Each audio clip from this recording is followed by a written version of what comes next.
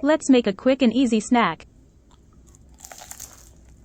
Crab Rangoon. In a mixing bowl, add room temperature cream cheese, black pepper, garlic powder, dark soy sauce,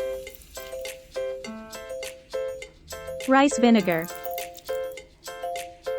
shredded imitation crab, chopped scallions.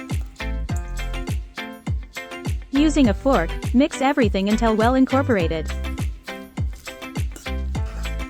The filling is ready.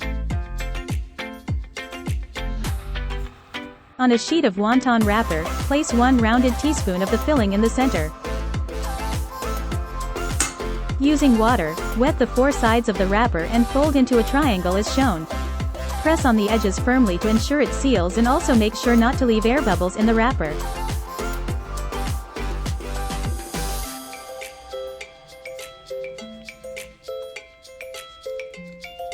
You can now fold it into any shape you like.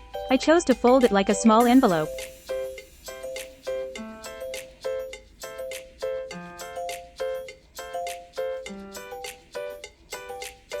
Repeat the filling and folding until all is done.